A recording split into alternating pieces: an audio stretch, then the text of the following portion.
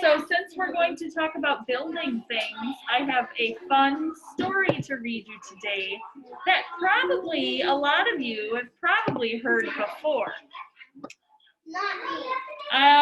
It is a book that is about 3 pigs. Have you ever heard a story about 3 pigs? Yeah, it's called The 3 Little Pigs. The 3 little. So this is a story that's been told lots of times by lots of different people, and when different people tell a story, sometimes it changes a little bit, right? So it's not going to be exactly the same every time somebody tells the story, right? So you've probably heard the story before, but maybe something will be a little bit different than what you've heard before. This time the story is by Gavin Bishop, is the author and illustrator. All right, The 3 Little Pigs. One day, Mrs. Pig decided it was time her sons left home. So she packed them some lunch and sent them off to seek their fortunes.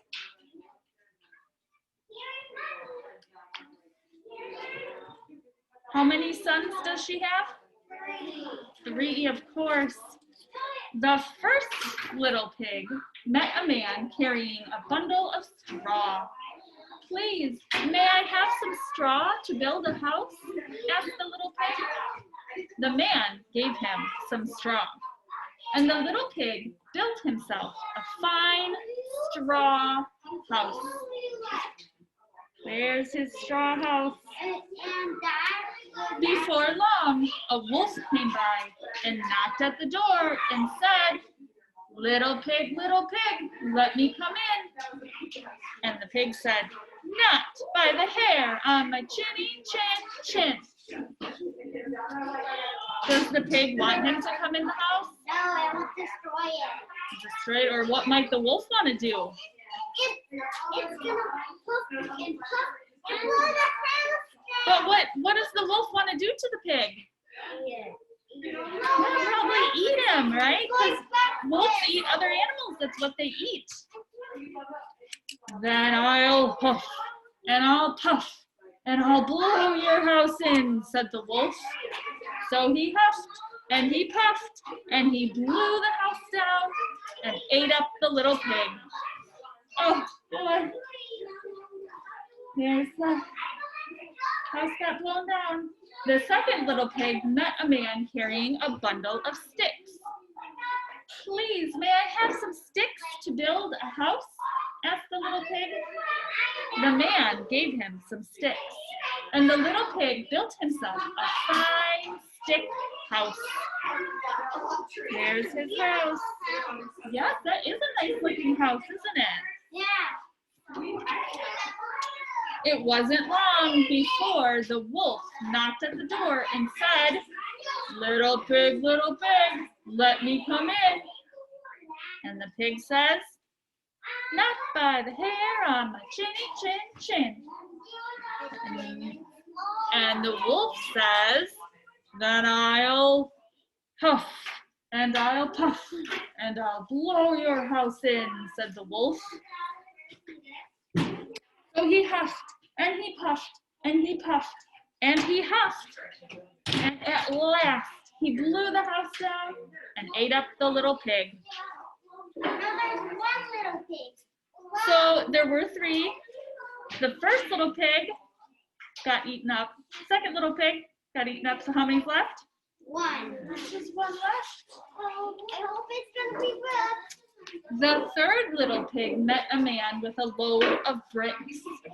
"Please, may I have some bricks to build a house?" asked the little pig. The man gave him some bricks, and the little pig built himself a fine brick house. Soon the wolf came by. He knocked at the door and said, what did he say? Little pig, let me come in." "Not by the hair on my chinny chin chin."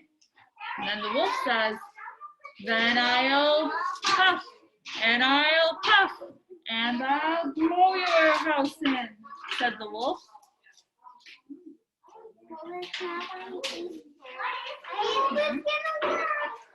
Do you think it's gonna work this time? That is a beautiful house. Do you think the wolf is gonna be able to blow it down? It's brick, and brick is very strong. Wow. He huffed, and he puffed, and he puffed, and he huffed, and he huffed, and he puffed. But no matter how hard he tried, he could not blow the house down. When he found that he couldn't blow the house down, the wolf said, little pig, I know where there is a field of the biggest turnips you've ever seen. Where? Asked the little pig. Do you know what a turnip is? No. Yeah, what's a turnip? I don't know.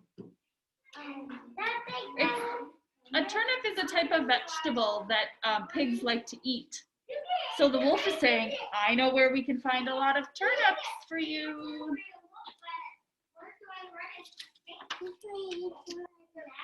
Why, in Mr. Smith's field, said the wolf. If you are ready tomorrow morning at 6 o'clock, I will call for you and we can go together. Very well, said the little pig. I'll be ready.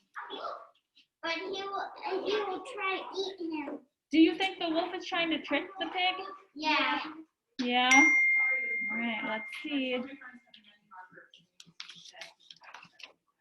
Next morning, the little pig set off for Mr. Smith's field at 5 o'clock and gathered a whole basket of turnips. So remember, the pig said, let's meet at 6 o'clock. The pig went to the field at 5 o'clock. So he went before the wolf came. The wolf arrived at 6 o'clock and called, little pig, are you ready? Ready, little pig replied. I've already been there and back, and I have a nice pot full of turnips for my dinner. And then he will be really mad. So now the pig tricked him, right? The wolf was very angry, but still thought he could trick the little pig somehow. Little pig, he said, I know where there is an apple tree that grows the reddest, sweetest apples you've ever tasted. Where? Asked the little pig. Down at Merry Garden, replied the wolf. I will call for you at 5 o'clock tomorrow morning, and we can go together. He's going to be at 4 o'clock. You think he's going to go early again? Yeah. Yeah, that pig doesn't want to be with the wolf, I don't think, does he? Yeah. Next morning, the little pig woke up at 4 o'clock and set off for the apple tree, hoping to get back before the wolf arrived. However, because he had farther to go this time, and because he had to climb the tree, he was just coming down from it when he saw the wolf approaching. You have to run quick. You can see it. Let's see. So, you're already here, little pig. Are they nice apples? Said the wolf. Yes, delicious, said the little pig. Here, try one. And with that, he threw an apple as hard as he could so that the wolf had to run after it. The little pig quickly jumped down and ran home. He got away. Why did he fall away from him? He threw the apple and the wolf chased it. The next day, the wolf came to visit again. Little pig, there is a fair at Shanklin this afternoon. Shall we go? Oh, yes, said the little pig. What time will you call? At 3 o'clock, said the wolf. As usual, the little pig set off well ahead of time. At 2 o'clock, Yeah. Maybe it's gonna get 1 o'clock. at the fair, he bought a butter churn and was carrying it home when he saw the wolf in the distance. Oh, yeah. Quickly, he climbed into the churn but the churn toppled over and rolled down the hill with the pig inside. The wolf was so frightened that he ran away home. The pig is growing. Later, he went to the little pig's house and told him how he had been attacked by a huge round thing that came rolling down the hill at him. The pig laughed and laughed. Ha ha, that was me who frightened you, said the little pig, and he told the wolf what had happened. Is he gonna eat us? I don't know, let's find out.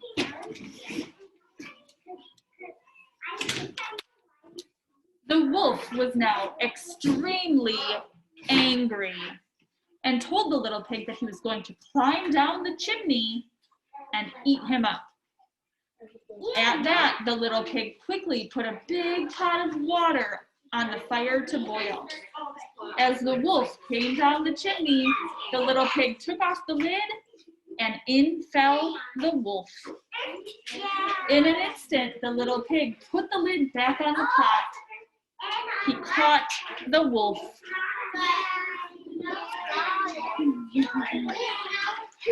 That was the end of the wolf, and the little pig lived happily ever after. Oh, there was 3 of them. He ate the big fat wolf. The pig ate the wolf. Can you believe it? Yeah. That's different, isn't it? He ate it. Yeah. All right. So, remind me again. Let's talk about Let's talk about the story sequence, the order that the story happened. So, think back. The first little pig. What did the first little pig build his house out of? Straw. Yes. Then the second little pig built his house out of sticks. And did those two kinds of houses work? Did they stay up?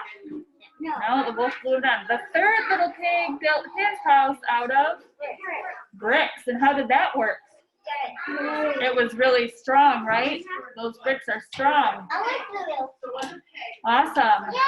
So for your activity for today, I want you to try to remember the order that the story happened in with the 3 pigs.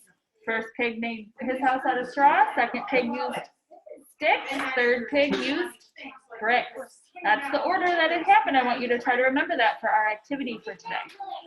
But before we go to an activity for today, let's talk about our new letter of the week. Let's see, we did A, B, C, D, E, F, G, H, I, J, K, L, M, N. Now we're gonna do O. O, so think about a letter O. Is an O made with straight lines or curves or both? Curves, all right, I agree. An O is made with one curved line that goes all the way around, right? So we start at the top, just like we do with all of our letters. We start at the top and we do a curve like a big C curve, right? But then we keep going all the way back to where we started. It's like, thank you. It's like almost like a circle, right? And the lowercase O is just smaller, right? It's a smaller curve. Like C. All the way around back to where you started. It starts like a C, but then it keeps going all the way back to where we started, right? Yeah. And the O makes 2 sounds. Sometimes it sounds like its name, O, right? Sometimes it makes that sound. But the sound that we're going to talk about the most is the sound like this. Are you ready? I'm going to open, I know you can't see my mouth, but I'm going to open it big so it looks like an O, and it sounds like this. And then we trace our O lips with our finger. Can you try it with me? Like octopus, octagon. Okay, that's the sound of letter O. Everybody try it again. Ostrich, very good. So you have to open your mouth big And then trace the O with your finger. Orange. Orange, that's kind of like that O sound, right? Orange. All right. Good work, everybody.